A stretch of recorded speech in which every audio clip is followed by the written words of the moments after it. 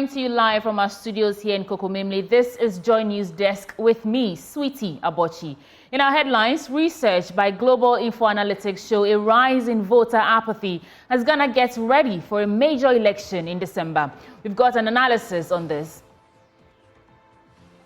Also coming up, Judicial Service pushes for amendments into law regarding election petitions. These plus some business news on our desk this hour. Do stay for details.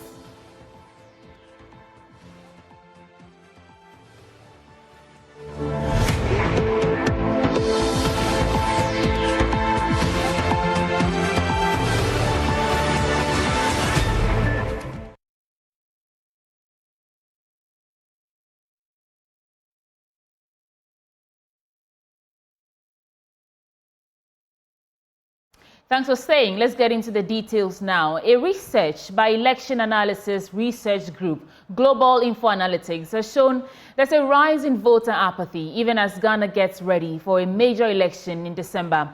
The figures show a growing population in the newly created regions are undecided on whether to vote. 23% of respondents in Ashanti Region say they won't vote. Again, 22% in Greater Accra Region will also not vote. More supporters of the governing New Patriotic Party say they won't vote as against supporters of the opposition National Democratic Congress. Let's analyze this with Dr. Kwame Asante, political scientist and a lecturer at the University of Ghana. But before then,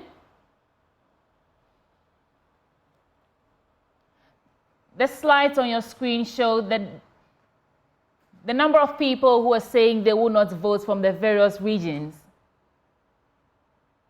The first one is from the Northeast region, and they're saying that they will not vote. In the Upper West region, 1% are saying they will not vote. In the Savannah region, also 1%, same 1% in the Bono East region. And Oti region sees 2% of people saying they will not vote. 2% is reflecting in the Hafu region, in the Northern region, and in the Volta region. And when you go to the Western North region, about 4% are saying they will not vote. Coming down to the Upper East region, we have 5% people saying they will not vote. In the Central region, 7% of the population are saying they will not vote. And in the Eastern region, 8% are saying they will not vote. In the Western region, 14% also say they will not vote. Greater Accra region, 22% say they will not vote. And finally, in Ashanti region, which has the highest number, 23% saying they will not vote. And when it comes to the number of people who are undecided whether or not to vote, the Northeast region has 4%, Upper West region 0%, Savannah region 0%, Bono East region 3%, Oti region 3%, Ahafo region 5%, Northern region 5%. Volta region sees 2% of the population saying they will not vote. Western North region 3%, Upper East region 4%, Central region 6%, the Bono region 5%, the Eastern region 13%, and the Western region, which has the highest, with 19% saying they're undecided. Greater Accra has 13%, and the Ashanti region has 15% who are undecided. And undecided and I will not vote based on party affiliations.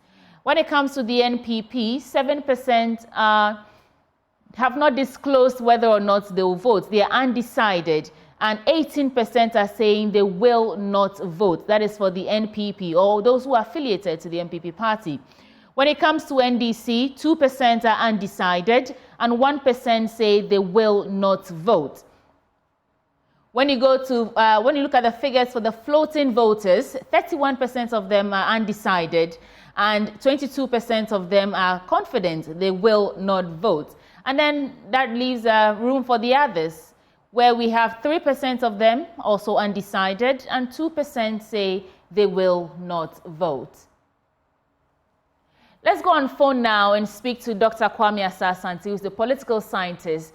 Dr. Kwame Asante, thank you for joining us. What do you make of these interesting figures? Okay, let's first go to Kwame Jantua while we try to reach Dr. Kwame Asante. Kwame Jantwa, thank you for joining us. What do you make of these figures? First of all, I want to find out, are these figures for parliamentary or for presidential, or is the law? For both. For the major election coming in December. So if it's parliamentary, then you need to take into consideration the number of constituencies in each region. And for the Ashanti region being the largest, that can have a slight impact on those who claim that it's their stronghold. But I feel it's early days yet. I mean, when the election fever really catches on and campaigning is very ripe and, the competition is strong, I think these figures will decrease. Because at the present moment, when you look at the country and where the country is, everybody feels under pressure of the economy. And if we're going to straighten things, then people have to vote. The apathy would allow either of the major parties or even some of the smaller parties to cause trouble for those who think can win the election. So for me, I would say it's early days yet, and these figures will come down. If you look at the presidential, that one would have a huge effect on either of the two major parties. But the question is then asked, with regard to the other parties on the ballot, the Butterfly and the Newport, CPP and the others haven't brought out their presidential candidates. So at the present moment, we can't talk about those ones because we don't know the kind of impact that individual who is going to be a flag bearer for any of the smaller parties would make on the election. But for those who have declared, it can create problems and maybe sometimes can push the election into a second round. Would you say it's the case that these people, citizens, have not seen any results in casting or exercising their franchise over the years, and hence, especially those who have decided confidently that they will not vote? Is it because that's what's reflecting in their decision, would you say? Well, especially in areas like the Ashanti region, they vote for parties, they don't vote for individuals. And there are some who are die-hard supporters. Whatever the case is, whether the economy is good, the economy is bad, they will vote. But in this country, we know floating voters and those who are apathetic, when they decide, they change the election. So, yes, everybody is going through some hardship. Everybody. But those who are strong supporters of the different political parties, it won't change. So far as they're concerned, they are going to vote their party, whether economy is good or economy is bad. But it is those who are floating, it is those at the present moment who can't make their minds up in terms of whether they'll vote, those who they won't vote, getting close to the election. Those are the ones who make the difference. But in terms of economy, everybody is going through the hardship. Right. Thank you, Kwame Jantwa. But let me bring in now Evans Nimako, the MPP's Director for Research and Elections. Evans Nimako, I'm sure you've seen the figures. Does this sound any alarm to the party, especially the numbers coming from the Ashanti region and the part of the MPP saying that they will not vote? Thank you very much for having me. I think for us as New Patriotic Party, we've always taken research reports, wherever a source is coming from, very serious. But I must say at this point that Mr. Musa Dankwa is becoming notorious for fake publication. And at this point, I will conclude that the outcome of this research report is bogus. We are going to vote in December 7, 2024. We are just in April. The government has been working day and night. Beyond that, as a political party, we are undertaking our in-house program. We are going to go into the elections, and our candidates His Excellency Dr. Mahamudu Bawumia will win massively over Mr. John Dramani Mahama. So let Mr. Musa Dankwa have it clear in his mind. And you can look at all the publications he has done when MPP is involved. And I've never, in any occasion, written off his outcome. But it's becoming one too many. This will not change the position of the New Patriotic Party across the country. When you take constituency A to the last constituency, we have more numbers than the NDC. And we are doing in-house arrangements to ensure that on the election day, the New Patriotic Party membership will turn out massively and vote for our candidate. So are you saying that these figures in no way reflect the situation as coming from your camp? I'm asking that because... It doesn't lie in the report of Mr. Musa Dankwa. Right. And I'm saying that on numerous occasions, he has published recent reports. And at this point, I'm not saying that we will go into the merits of it, because this has been the line of argument. Every research report that has come from Mr. Musa Dankwa, this has been the outcome. And this will not change, because this research report is bogus. Okay, Mr. Nimako, during the district level elections and even the parliamentary primaries, there were many issues of voter apathy. The turnout was low in some of the places that we monitored. What are you doing then to ensure that come December 2024, people turn out in their numbers to vote? Well, Madam, if you check the turnout for district level elections, it has always been very, very low. It was the reason why, in the wisdom of the president, he said we should make the district level election partisan so that political parties will be involved. This could not pass, and so we are where we are. And so for district level elections, as I've said, if you look at the electoral trend, turnout is always low. But when you take the national election, 2020, turnout was almost 80%. And so at that point, you cannot say that apathy is really the order of the day.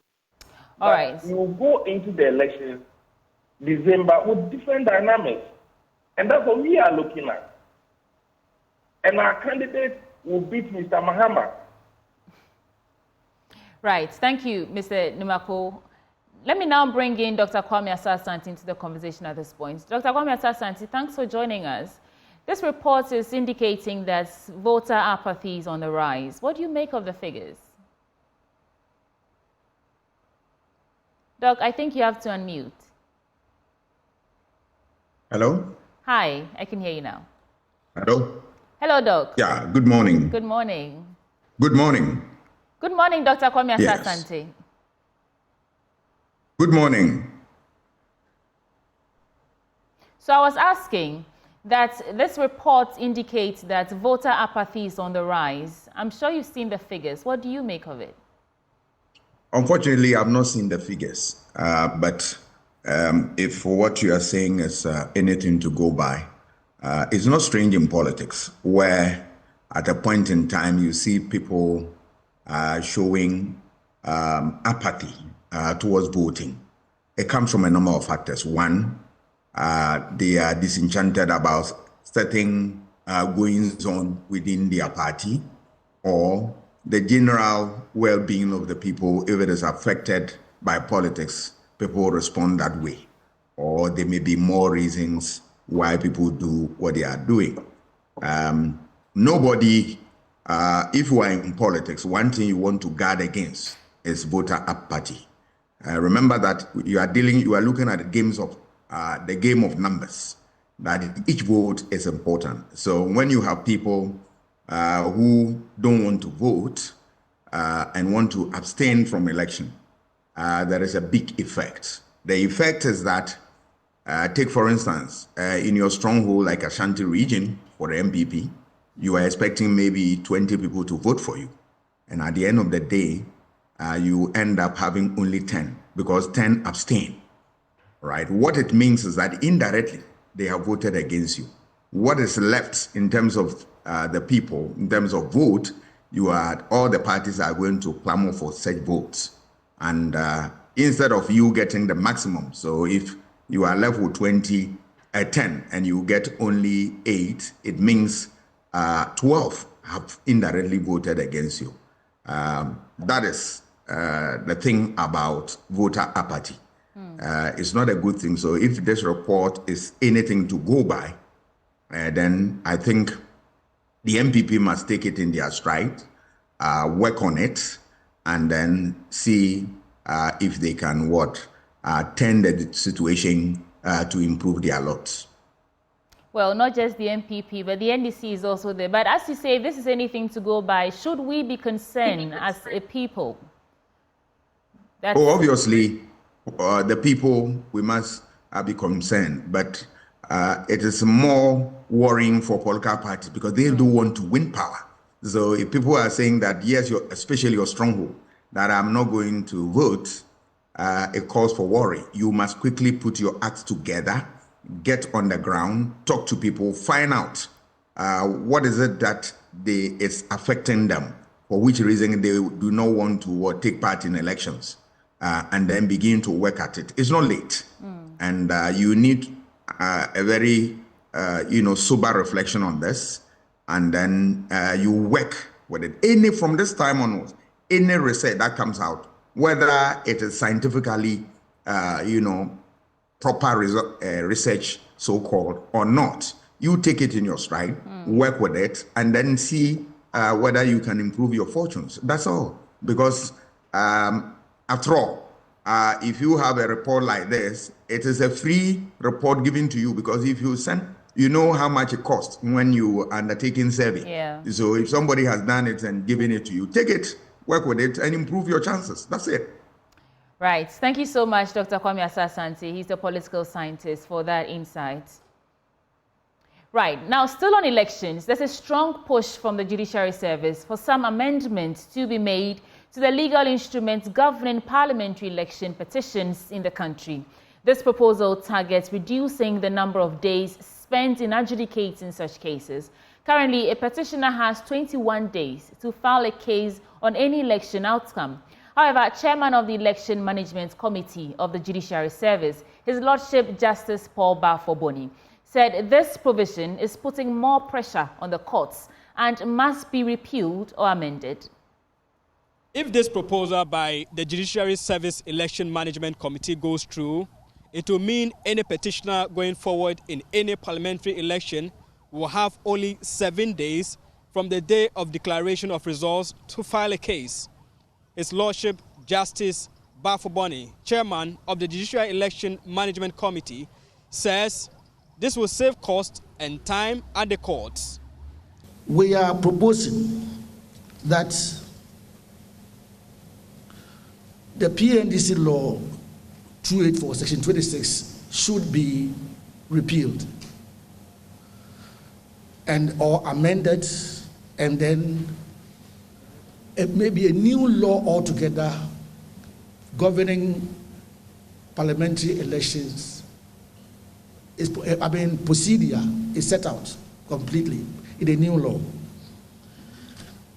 CI 47 provides that appearance shall be filed within 8 days and defense filed within 14 days. So a respondent seeking to delay the process actually has 22 days within which to file a response. This is too long. In reaction to this proposal, some political parties are kicking strongly against it. I'm so up to the 21 days. I strongly believe that the 21 days is what we need. I mean, putting up a very solid petition requires and entails a lot of diligent work. You just don't want to put anything there and then use amendment to beef it up. No. If you are going, you are going. If you are not going, you are not going. 7 days is a bit too short, if you ask me, because for those of us who have been doing this thing for a while, yes, people think that it is just easy to put stuff together to contest an election petition, but you should take into consideration that this is an election which has been fought and won by a particular candidate, and you want to reverse that decision. 7 days is just too short, in my candid opinion, to be able to file a petition, taking the dynamics and the issues that are involved holistically. 7 days is a bit too short. Introducing new evidence on appeal is a very tough hurdle. It is only in a minority of cases that it is allowed. But in this law, that can be relaxed a bit, that in election petitions, such fraudulent activities on opponents can be brought even after the 7 days has lapsed. But the Electoral Commission has assured that the bottlenecks will be addressed. Dr. Bosman Asare is Deputy Director in charge of corporate services at the EC. Of the constituency declares is final. That's why when you have any issue with it, we at the head office cannot even alter it unless you use the legal process. So it's final. Those people have been given the right from the chairperson to conduct the elections in that particular constituency. So once they declare it's final in that constituency, they only announce the presidential results in that constituency. But for the parliamentary, by law, they declare the winner. Meanwhile, the National Peace Council, which is the arbiter in this consensus-building engagement with the political parties, is optimistic the new proposal will mitigate any eventuality from the upcoming election. Dr. Ernest Edujemfi is chairman of the National Peace Council. I think, like they've already indicated, for every election they do a publication, and their next publication is coming out in about August. And so they will incorporate most of these things that we have discussed here into that publication and make them available. And as they've said, it's free, so anybody can obtain a copy and know what exactly is happening in terms of how election adjudication processes are going. The time frame for parliamentary petition cases in the proposal by the Judicial Service has been pegged at 15 weeks for adjudication. There was no emphasis on presidential election petition because the Judicial Service says the provision on that is entrenched. Samuel Mbura, Joy News. Now, the majority members of Parliament on the Foreign Affairs Committee are fighting off claims the recent hike in passport application prices was insensitive to the plight of citizens within the current economic climate. A 32-page booklet will now cost 500 Ghana cedis from 100 Ghana cedis. Chairman of the Foreign Affairs Committee, Andy Apiakubi, revealed that the Finance Ministry proposed that the cost for the 32-page booklet should cost 700 Ghana cedis until the Subsidiary Legislation Committee of Parliament impressed on them to reduce the price to 500 Ghana cedis. Will not bode well for our country. The timing is bad. We have unprecedented economic crisis. Inflation has gone through the roof. You know that the general living conditions are terrible. We have a cost of living crisis. This cannot be the time to do this. So we made our views very, very clear to them. What happened subsequently is that they went ahead and this was added to the general fees and charges. But we insisted that even if this is where they want to get to, it could be done in a graduated manner. Because what the foreign minister admitted is that they had not touched the passport fees for a long time, for many years. So I said that, look, you don't virtually derelict for this long, and then suddenly you wake up saying that it is the lowest in the sub-region, and so you want to slap such a high percentage.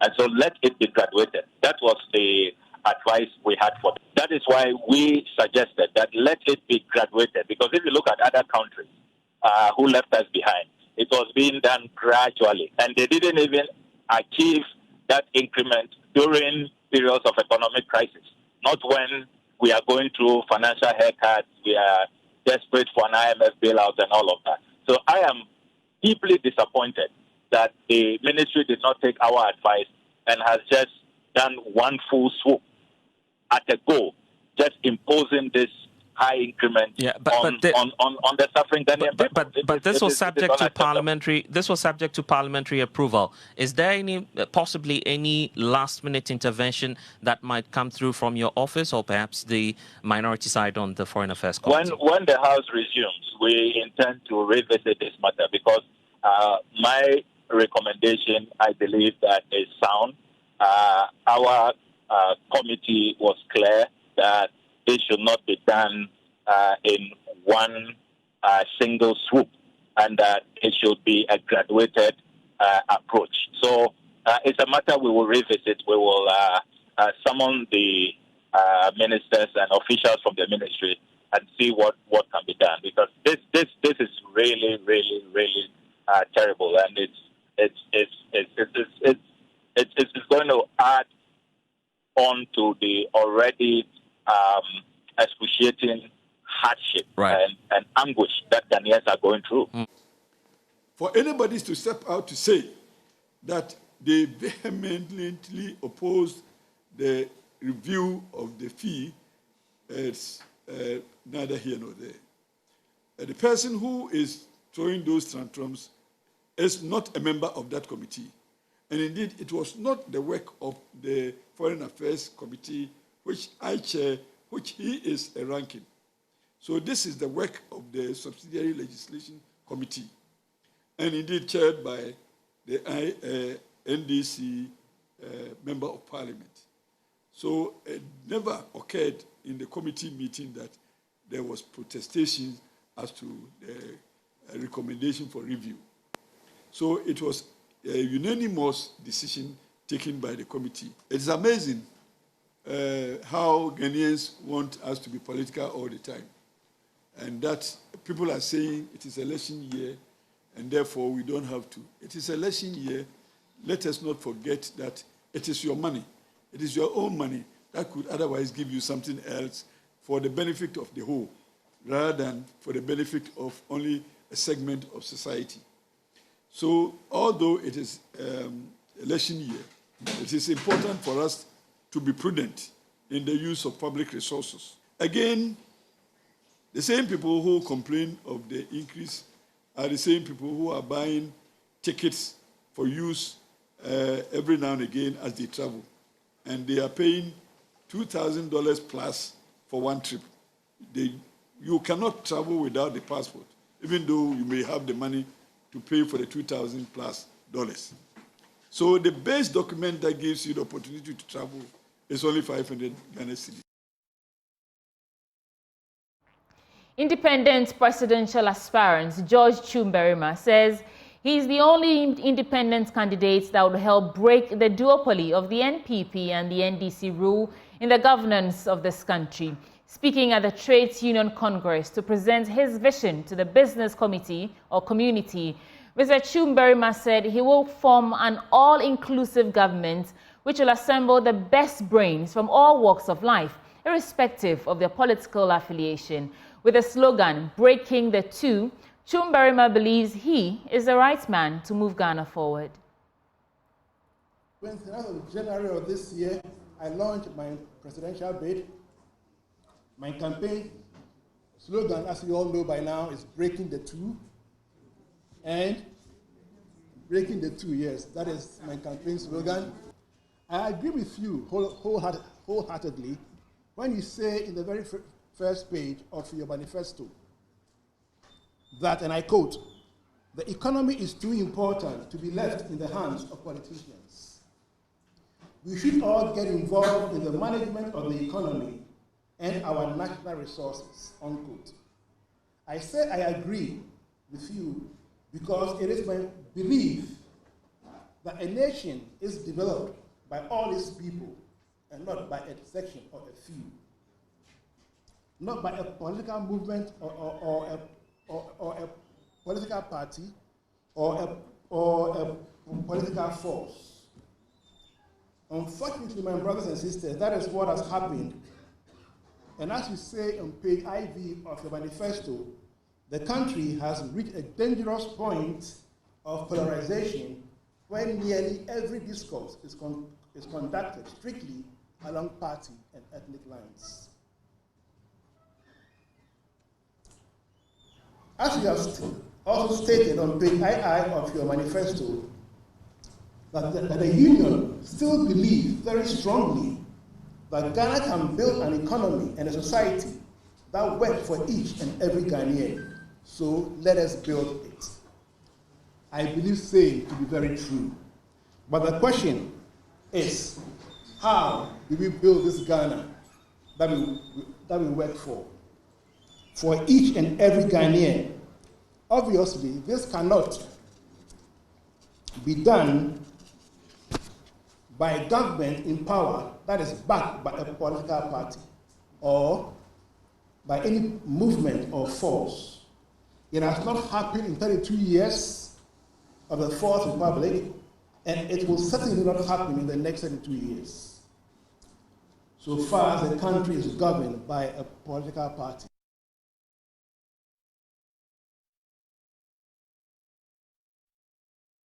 In other stories, Kenya's President William Ruto has described the current setup of the African Union as dysfunctional, with little accountability in the structures of the Union. The leader of the East African country, who is paying a state visit to Ghana, revealed that he's had close talks with President Akufo-Addo on the need to reform the African Union and its institutions to transform the continent. William Ruto delivered a public lecture at the Secretariat of the African Continental Free Trade Area in Accra, where he strongly urged Africans to join hands in changing the narrative of an Africa inflicted with poverty and low level of development. There's more in this report.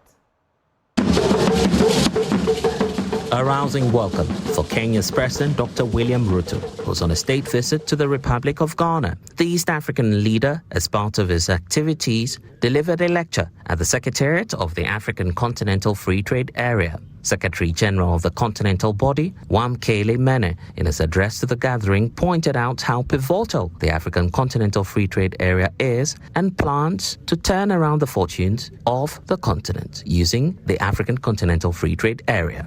Of course, much remains to be done to make sure that we all realize the ambitions and the goals of the AFCFTA. It presents an unprecedented opportunity for our continent to continue to break the legacy of colonialism. That effort to break the legacy of colonialism, as we all know, started in May 1963 in Addis Ababa at the formation of the Organization of African Unity. We are therefore well poised, a continent of 1.4 billion people, with a combined GDP that is projected by the year 2050 to be close to 16.2 trillion United States dollars. We're well poised to be a single market that is globally competitive, that has advanced industrial development capabilities, that has food security to feed herself by eliminating barriers to trade in intra-Africa. Taking a stand to address the gathering, Kenya's President William Ruto called for reforms in the global financial architecture, while leaving no stone unturned in also calling for accountability and reforms within the African Union. President Nana Akufo-Addo told us this morning some significant statistics that intra-European trade is all the way to 73-75%. Intra-African trade is down at 12, maybe 14, maybe 15%. And it speaks volumes of not where we are, but the potential that exists for us to grow our trade. It is important for us, if we have to have an African Union that works for the people of our continent, it must be accountable, and there must be a mechanism to adjudicate, a court to adjudicate on matters that affect our organization. The African Continental Free Trade Area has been described as the last opportunity for the continent to transform and to turn around its economic fortunes. After today's lecture, there is a common resolve by all actors to trade more amongst African countries and to boost economic growth across the continent. That is very, very key, because in all this trade, there's a need to have a stabilized financial system. And also, it was a good occasion to hear from His Excellency Mene Wamkele talk about the next phase, the next direction, and also to meet captains of industry here to listen. And I know what His Excellency Ruto said, he's going to do it. I have also confidence in the Continental Free Trade when they assured that they are expecting about 10 billion in the Afri-Exim Bank. That is the essence. If you're able to give resources to the Afri-Exim Bank so that they use it as an onward credit to the trading populace, then of course the attraction also comes.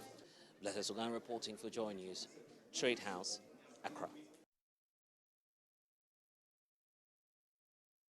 It's a market where you find cheap prices for food items, but the storage stalls and selling tables sometimes compete with the filth made in trading areas.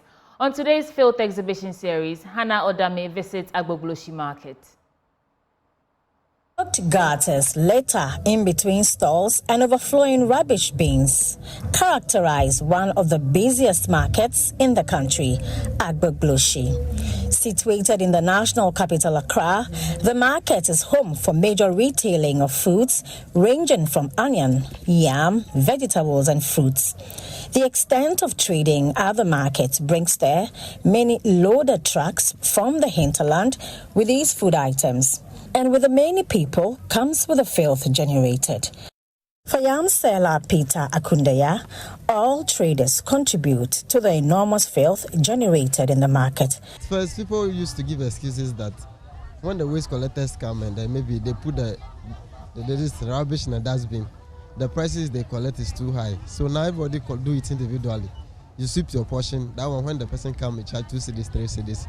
Then you know you can pay. That we think maybe the government should pay those who are responsible for cleaning the environment. They should pay them well. When they pay them well, and then everybody know that the market, that place is attractive. When I do it at the end of the month, I will take maybe like 1,500, 2,000 a month. They will do it. It will also help to reduce the unemployment. You understand? So they should pay those who do that work very well because they are really suffering. For Dede Monica, who's been selling in the market for many years, taking on the task of cleaning her trading spots every morning is her way of contributing to making the market, which has been labeled dirty, clean.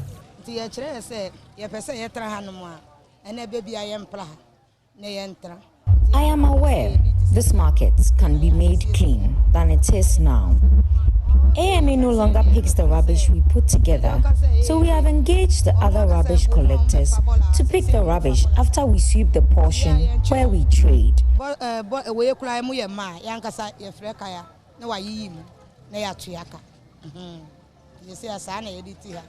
Acknowledging that the filth generated in the market can be better managed, Queen Mother of the Millennium Market, Mabel Adadevo, tells Joy News, a punishment regime has been instituted to be meted out to those who flout regulations on efforts to make the markets filth-free. Popularly known as Englishman, he leads the market task force with sternness as he says the rubbish causes traffic on the already congested stretch. The Queen Mother have decided to let we those that under her come at the roadside because of the baller that I'm here. When I see somebody drop something like this, then I'll say, hey, pick it. What is that? What is that? Because we don't want any baller to come at the roadside. We need the road to be clean. So I'm here because of the roadside. We are here. We are seeing the people selling at the roadside. Nobody shouldn't come and sit down there. You will sell and leave the dirty things there. You will sell and misbehave and mess the place. You may leave some dirty things. Somebody may be selling paya. After he's squatting the paya, selling for the customers who will come for it first. After that, they will leave the dirty down. Somebody too will be selling coconuts. He will be catching now. After then, he will leave the border there. Then we will clean. We may give the person to advice. The way you are working here, the way you are cutting things here, don't leave baller here. That is what we always tell the person. So move away in order not to leave baller here. Or if you know that you can sell and pick the baller away, I have seen your face. If you make a mistake tomorrow, I will catch you. For Joy News, I am Hannah Odame.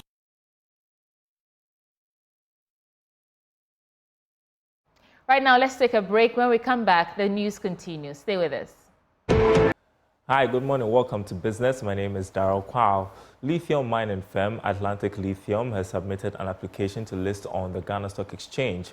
This is in fulfillment of the company's commitment to ensure Ghanaian participation in the new discovery of lithium in the Central Region. Here's more in this report.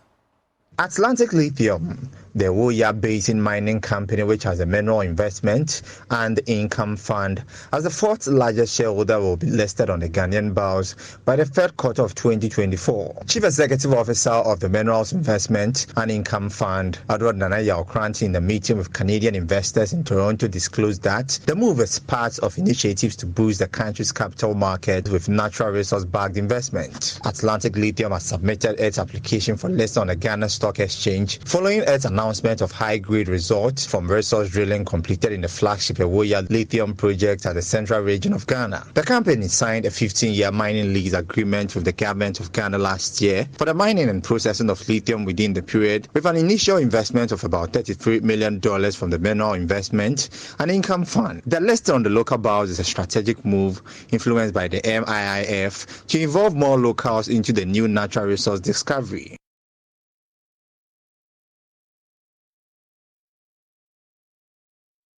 Now, Ghana's insurance market is set to see both life and non-life insurance growth at double digits over the medium term. Overall insurance penetration is projected to remain at 1% due to the population's lack of understanding of the benefits of life and non-life insurance coverage. Joy Business's James Ishen has been exploring some misconceptions of insurance among Ghana's informal sector players and comes through with this report. The market size of insurance sector in Ghana is being projected to reach almost 2.69 billion cedis in 2024. Now, and this is according to Statista.com. The insurance sector in our part of the world had been experiencing quite a number of issues. We're having issues with coverage, we're having issues with penetration, some are having issues with claim payments and all that. And the insurance sector itself seems to be progressing, or there have been some progressive growth when it comes to our insurance sector in Ghana. So we are here currently at the Kwame Nkrumah Circle to engage the informal sector players to know what they make of insurance, their experience so far with respect to insurance. So follow me as we do more on this particular insurance bit. Priscilla signed up for an insurance package with the expectation of getting her money after an unforeseen circumstance, but tells me she was shortchanged. I don't fancy insurance again because I was saving with one of the banks, and one of the tellers said that I should do insurance because I'm always come to the bank, and it's okay, fine.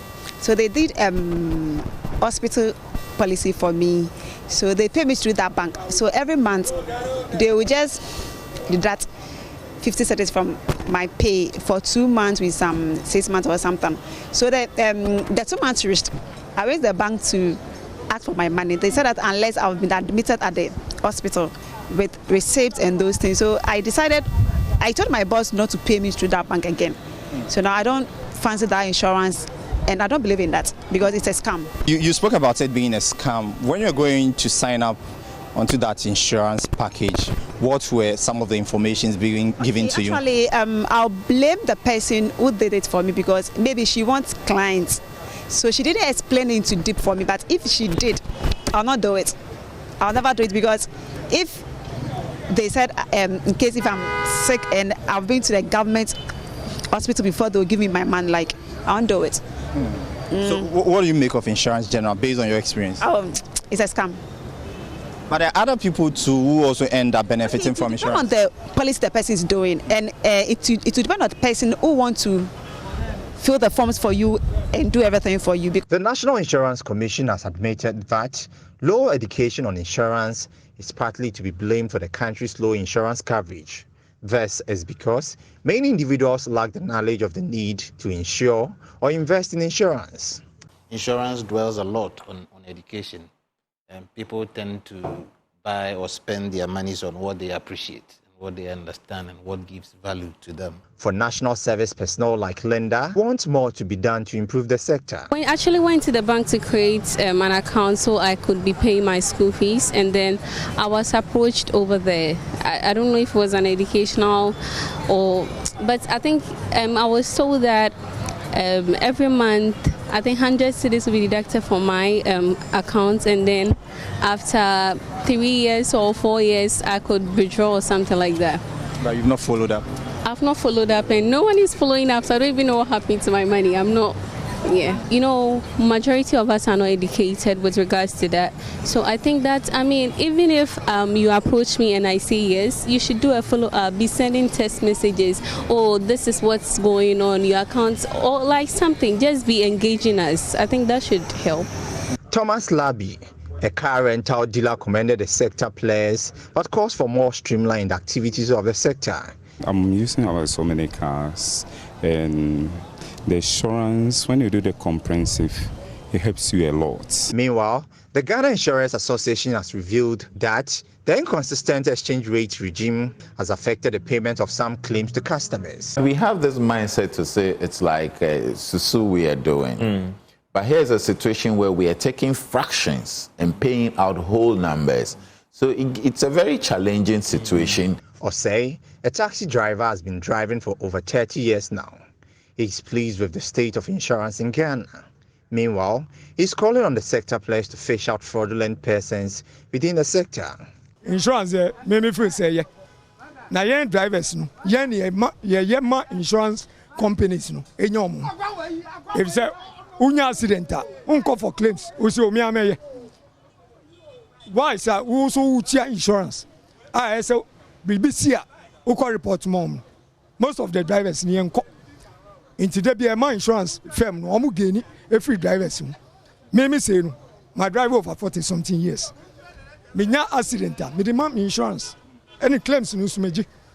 If you say me the one day any chia insurance. Ebinu eka say insurance infaso bi enisu. What do you make of that? Infaso insurance. What he's basically saying is there are a lot of benefits when it comes to insurance in our part of the world, but it appears the responsibility is on the side of the ordinary Ghanaian or the driver that had to make sure that his claims are being paid, and also these claims are being streamlined in a way that would suit him. These are some of the concerns some of the drivers here are raising. I've been engaging some other Ghanaians who are also involved in other sectors of the economy, and some actually tell me the insurance sector has a lot of work to do. Meanwhile, others are also saying they benefit from insurance. So it's more or less a mixed reaction from these section of Ghanaians when it comes to insurance. For Joy Business, James Ishen. And that's it for this segment. More news on our website, myjoyonline.com/business. My name is Daryl Kwao. The news returns after this. And that will be all for this bulletin. My name is Sweetie Abochi. For more news, log on to myjoyonline.com. And do follow me on social media, Sweetie Abochi, across all media platforms. We'll be back soon.